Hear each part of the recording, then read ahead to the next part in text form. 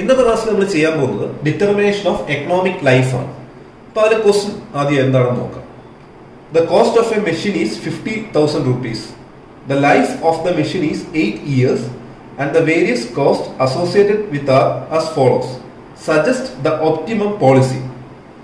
അപ്പോൾ ഇതിൽ നമുക്കിവിടെ ഒരു ടാബ്ലർ കോളം തന്നിട്ടുണ്ട്. ഓക്കെ, ഇതിൽ ഇയർ എന്നുള്ളത് 8 years തന്നിട്ടുണ്ട്. Then maintenance and running cost per year എന്നുള്ളത് ഇതാ ഇവിടെ തന്നിട്ടുണ്ട്. അതുപോലെ തന്നെ സ്ക്രാപ്പ് വാല്യൂ അല്ലെങ്കിൽ റീസെയിൽ വാല്യൂ എന്നുള്ളതും ക്വസ്റ്റ്യനിൽ തന്നിട്ടുണ്ട്. ഓക്കെ, അപ്പൊ ഈ ക്വസ്റ്റ്യൻ പറഞ്ഞിട്ടുണ്ട് ഈ മെഷീന്റെ കോസ്റ്റ് എന്നുള്ളത് 50,000 rupees ആണ്. ഇതിന്റെ ലൈഫ് എന്ന് പറയുന്നത് 8 years എന്ന് പറഞ്ഞിട്ടുണ്ട്. ഓക്കെ, നമുക്ക് ഈ ക്വസ്റ്റ്യനിൽ പറഞ്ഞിട്ടുണ്ട് സജസ്റ്റ് ദ ഒപ്റ്റിമം പോളിസി എന്നാണ് ക്വസ്റ്റ്യൻ. അതായത് ഇതിന്റെ എക്കണോമിക് ലൈഫ് അല്ലെങ്കിൽ എപ്പോഴാണ് ഇത് റീപ്ലേസ് ചെയ്യേണ്ടത് എന്നുള്ളതാണ് നമ്മൾ കണ്ടുപിടിക്കേണ്ടത്. നമ്മുടെ ഈ ക്വസ്റ്റ്യനിൽ ഗിവൺ ഡേറ്റാസ് ആണ് ഈ കാണുന്നത്. ഇതിൽ ഫസ്റ്റ് ഇയറിലെ മെയിൻ്റനൻസ് ആൻഡ് റണ്ണിങ് കോസ്റ്റ് എന്ന് പറയുന്നത് 50,000 rupees ആണ്. 15,000 rupees. ദെൻ അതിന്റെ സ്ക്രാപ്പ് വാല്യൂ അല്ലെങ്കിൽ resale value at the end of first year എന്നുള്ളത് 35,000 rupees ആണ്. അതായത് 50,000 എന്നുള്ളത് ഫസ്റ്റ് ഇയറിന്റെ എൻഡിൽ അത് 35,000 ആയിട്ട് കുറയും. ഇനി അത് റൺ ചെയ്യാനായിട്ട് എടുക്കുന്ന കോസ്റ്റ് അല്ലെങ്കിൽ മെയിൻ്റനൻസിന്റെ കോസ്റ്റ് 1 year കംപ്ലീറ്റ് ആയിട്ട് എടുക്കുന്നത് 15,000 rupees ആണ്. ദെൻ സെക്കൻഡ് ഇയറിൽ എടുക്കുന്നത് 16,000 rupees ആണ് മെയിൻ്റനൻസ് അല്ലെങ്കിൽ റണ്ണിങ് കോസ്റ്റ് ആയിട്ട് ചിലവാകുന്നത്.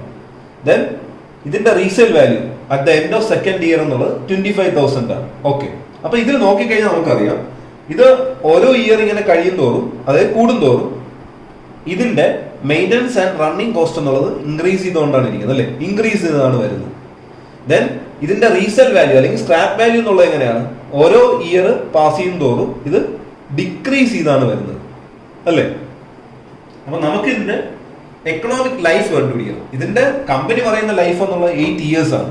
ഓക്കെ, നമുക്ക് ഇതിന്റെ എക്കണോമിക് ലൈഫാണ് കണ്ടുപിടിക്കേണ്ടത്. എക്കണോമിക് ലൈഫ് എന്ന് പറഞ്ഞു കഴിഞ്ഞാൽ നമുക്ക് ഇതിന്റെ മാക്സിമം ടോട്ടൽ ഈ ആവറേജ് കോസ്റ്റ് പെർ ഇയർ എന്നുള്ളത് മിനിമം ആയിട്ടുള്ള ആ ഒരു വാല്യൂ ആണ് നമുക്ക് കണ്ടുപിടിക്കേണ്ടത്.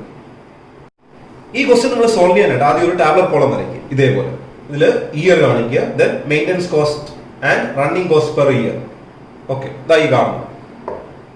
ദെൻ അതുപോലെ തന്നെ അടുത്ത കോളത്തിൽ cumulative maintenance cost and running cost cumulative അതായത് സിഗ്മ എം ഇവിടെ എഴുതുക. ദെൻ അടുത്ത കോളത്തിൽ സ്ക്രാപ്പ് വാല്യൂ അല്ലെങ്കിൽ റീസെയിൽ വാല്യൂ ഇതായി കാണുന്നു. ദെൻ അടുത്ത കോളത്തിലായിട്ട് ഡിപ്രീസിയേഷൻ കണ്ടുപിടിക്കുക. D = C - S. ദെൻ അടുത്ത column total cost, last column എന്ന് പറയുന്നത് ആവറേജ് കോസ്റ്റ് പെർ ഇയർ. ഇനി നമുക്ക് ഓരോന്നായിട്ട് നോക്കാം. ഇതില് 8 years ഉണ്ടല്ലോ. ആദ്യത്തെ കോളത്തിൽ ഫില്ല് ചെയ്യേണ്ടത് maintenance cost and running cost per year ആണ്. അതെന്നുള്ളത് ഇവിടെ ഉണ്ട്, ഈ ടാബ്ലർ കോളത്തിൽ തന്നിട്ടുണ്ട്. ക്വസ്റ്റ്യൻ നമുക്ക് ഗിവൺ ആണ്. ഇത് എന്ത് ചെയ്യുക, ഇത് അതേപോലെ എടുത്തിവിടെ ഫില്ല് ചെയ്യുക. ദെൻ ഈ സ്ക്രാപ്പ് വാല്യൂ അല്ലെങ്കിൽ റീസെയിൽ വാല്യൂ എന്നുള്ളതും ക്വസ്റ്റ്യൻ നമുക്ക് തന്നിട്ടുണ്ട് അല്ലെ. ഇതും ഇതേപോലെ ഈ ടാബ്ലർ കോളത്തിൽ അങ്ങ് ഫില്ല് ചെയ്യുക. അടുത്ത് കണ്ടുപിടിക്കേണ്ടത് cumulative maintenance cost and running cost ആണ് അല്ലെങ്കിൽ total maintenance and running cost ആണ് നമുക്ക് കണ്ടുപിടിക്കേണ്ടത് ടോട്ടൽ. അപ്പൊ അതിനായിട്ട് എന്ത് ചെയ്യുക, ഫസ്റ്റ് ഇയറിന്റെ എൻഡിൽ ഉള്ള മെയിൻ്റനൻസ് കോസ്റ്റ് ഇവിടെ ഇതേപോലെ 15,000 തന്നെയാണ് ഫസ്റ്റ് ഇയറിന്റെ എൻഡിൽ, സെയിം തന്നെ അത് അതുപോലെ എഴുതാം. ഇനി സെക്കൻഡ് ഇയർ എൻഡിലാകുമ്പോൾ എന്ത് വരും, ഈ കാണുന്ന 15,000 പ്ലസ് 16,000 വരും അല്ലെ. അപ്പൊ ഇവിടെ 31,000 rupees ആയിട്ട് മാറും ക്യുമുലേറ്റീവ് എന്നുള്ളത് total maintenance cost at the end of second year. Then അടുത്ത എന്താ ചെയ്യേണ്ടത്, ഈ തേർഡ് ഇയറിനുള്ള ക്യുമുലേറ്റീവ് കണ്ടുപിടിക്കുക. അതിനെന്ത് ചെയ്യണം, ഈ 31,000 പ്ലസ് 18,000 എടുക്കുക. അപ്പൊ അത് 49,000 rupees ആയിട്ട് കിട്ടും total maintenance at the end of third year. ഇനി അതേപോലെ തന്നെ എന്ത് ചെയ്യുക, 49,000 പ്ലസ് 21,000 എടുക്കുക. അപ്പൊ എനിക്ക് എന്ത് കിട്ടും, ഇവിടെ ക്യുമുലേറ്റീവ് എന്നുള്ളത് 70,000 കിട്ടും. ഇതേപോലെ ഫുൾ അങ്ങ് ഫില്ല് ചെയ്യുക. ഇനി അടുത്ത് കണ്ടുപിടിക്കേണ്ടത് ഡിപ്രീസിയേഷൻ ആണ് അല്ലെ. ഡിപ്രീസിയേഷൻ എന്ന് വെച്ച് കഴിഞ്ഞാൽ ഇപ്പോ ഇതിന്റെ ഫസ്റ്റ് ഇയറിന്റെ ഇത് നോക്കുക, സ്ക്രാപ്പ് വാല്യൂ അല്ലെങ്കിൽ റീസെയിൽ വാല്യൂ എത്രയാണ് at the end of first year എന്നുള്ളത് 35,000 rupees ആണ്. അതായത് 50,000 ആണ് നമ്മൾ ആ മെഷീൻ മേടിച്ചത്. ഫസ്റ്റ് ഇയറിന്റെ എൻഡിൽ അത് 35,000 ആയിരിക്കും അതിന്റെ റീസെയിൽ വാല്യൂ എന്നുള്ളത്. അപ്പൊ അവിടെ ഡിപ്രീസിയേഷൻ എന്നുള്ളത് എത്രയാണ്, 1 year കഴിയുമ്പോഴത്തേക്കും അതായത് 1 yearന്റെ എൻഡിൽ ഡിപ്രീസിയേഷൻ ഉള്ളത് 15,000 rupees ആയിരിക്കും. അതായത് 50 cost price 50,000 minus scrap value അല്ലെങ്കിൽ റീസെയിൽ വാല്യൂ 35,000 എന്ന് പറയുന്നത് 15,000 rupees ആയിരിക്കും അതിന്റെ ഡിപ്രീസിയേഷൻ എന്ന് പറയുന്നത് at the end of first year. Okay, അപ്പൊ ഇവിടെ D = C - S 50,000 മൈനസ് ഇത് 35,000 ഇവിടെ ഉണ്ട് 35,000. അപ്പൊ അത് എത്രയെന്ന് പറഞ്ഞു കിട്ടും 15,000 rupees എന്ന് പറഞ്ഞ് കിട്ടും. ഇനി അടുത്ത് എന്ത് ചെയ്യുക? സെക്കൻഡ് ഇയർ എൻഡിലുള്ള ഡിപ്രീസിയേഷൻ കണ്ടുപിടിക്കുക. Cost price 15,000 minus 25,000. അപ്പൊ അത് 25,000 എന്ന് പറഞ്ഞ് തന്നെ കിട്ടും. ഓക്കെ. ഇനി അടുത്ത് എന്ത് ചെയ്യണം? തേർഡ് ഇയറിൽ കണ്ടുപിടിക്കാനായിട്ട് 50,000 മൈനസ് 17,000 എടുക്കുക. ഫോർത്ത് ഇയറിൽ 50,000 മൈനസ് 12,000 അങ്ങനെ എല്ലാം ചെയ്യുക. അപ്പൊ ഇവിടെ ഫുൾ എനിക്ക് കിട്ടും. അടുത്ത് കണ്ടുപിടിക്കേണ്ടത് ടോട്ടൽ കോസ്റ്റ് ആണ്. അപ്പൊ ടോട്ടൽ കോസ്റ്റ് കിട്ടാനായിട്ട് നിങ്ങൾ ചെയ്യേണ്ടത് സിഗ്മ എൻ, അതായത് cumulative maintenance cost plus depreciation. Okay.